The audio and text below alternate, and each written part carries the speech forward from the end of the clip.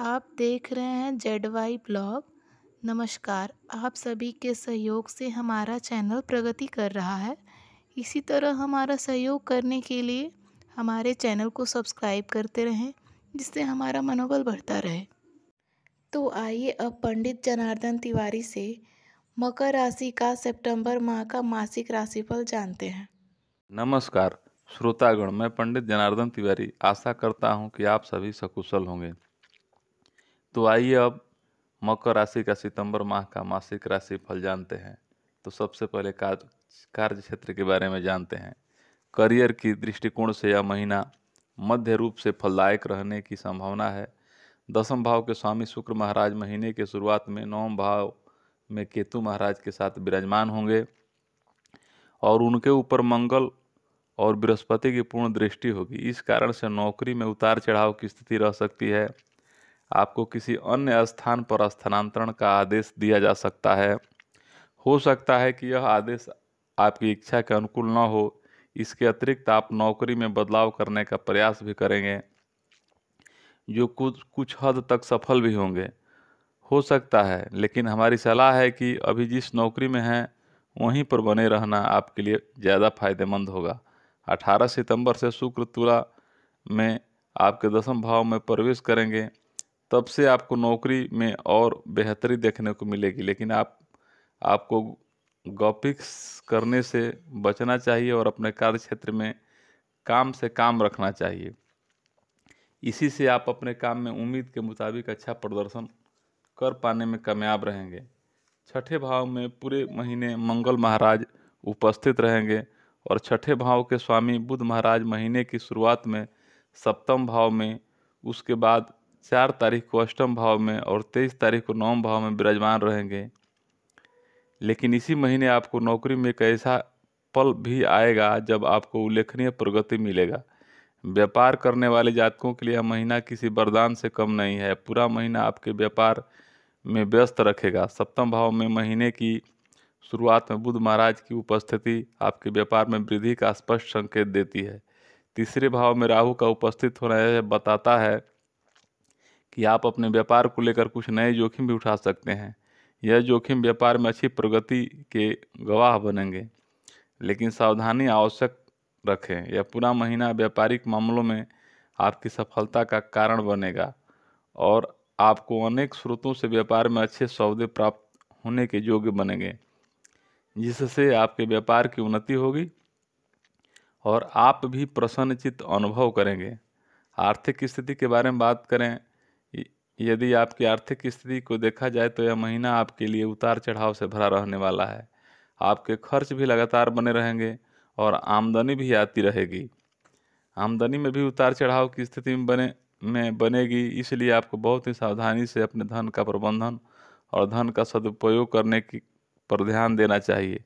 बकरी शनि महाराज दूसरे भाव में अपनी ही राशि में पूरे महीने विराजमान रहेंगे, जो आर्थिक स्थिति को बढ़ाने में महत्वपूर्ण योगदान देंगे।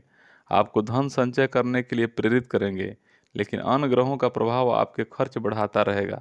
छठे भाव में मंगल की उपस्थिति और शनि पर सूर्य का प्रभाव आपके खर्चों में वृद्धि का कारण बन सकते हैं।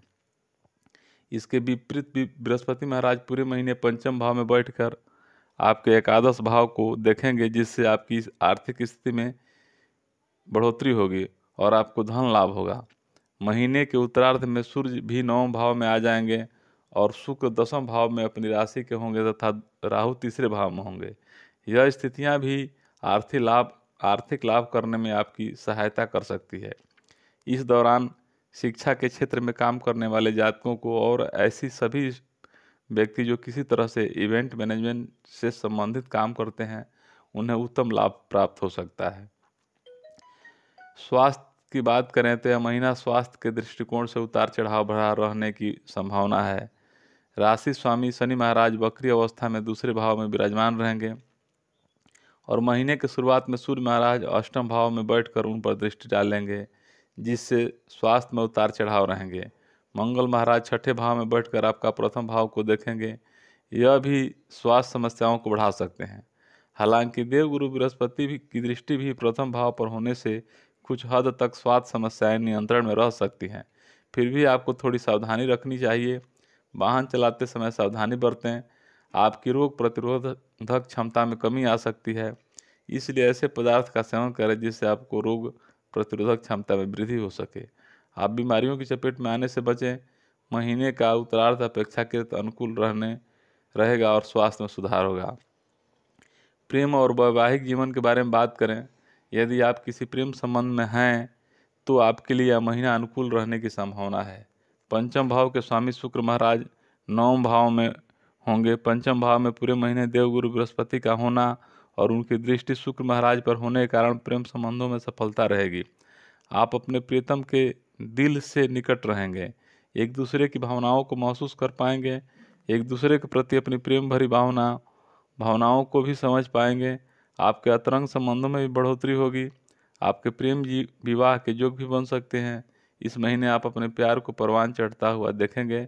आपकी प्रियतम आपके साथ लंबी यात्राओं पर जाएंगे, एक दूसरे के साथ पर्याप्त समय बिताएंगे, जो आपके रिश्ते को और बेहतर बनाने में मदद करेगा। विवाहित जातकों की बात करें तो आपके लिए भी यह महीना अनुकूल रहने वाला है, लेकिन आपके ससुराल पक्ष और आपके रिश्ते पर भी असर आ सकता है।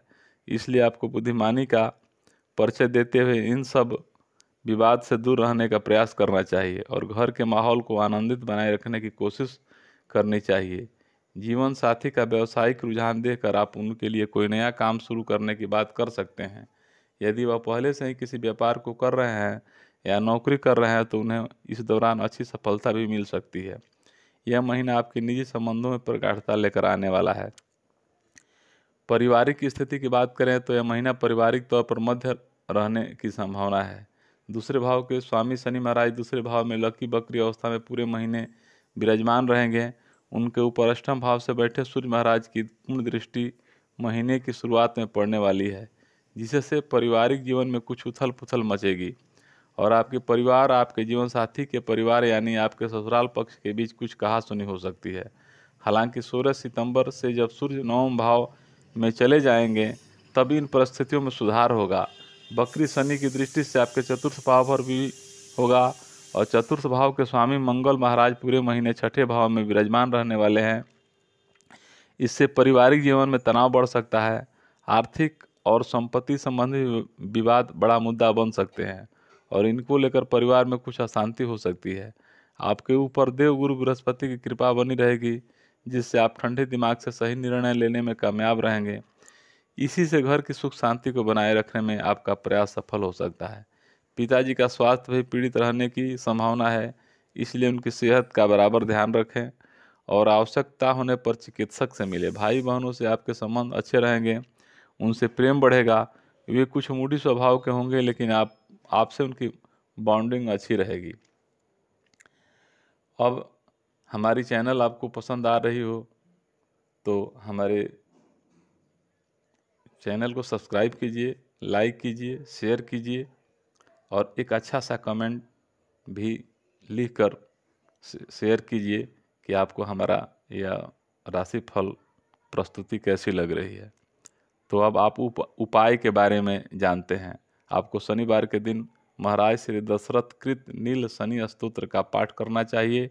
आपके लिए श्री शनिदेव महाराज के किसी भी मंत्र का जाप करना परम लाभदायक रहेगा। शुक्रवार के दिन छोटी कन्याओं के चरण छूकर उनका आशीर्वाद लें। 10वीं तिथि को शमी का वृक्ष लगाएं और उसको जल से सिंचित करें। हमारा वीडियो आपने अंत तक देखा, इसके लिए धन्यवाद।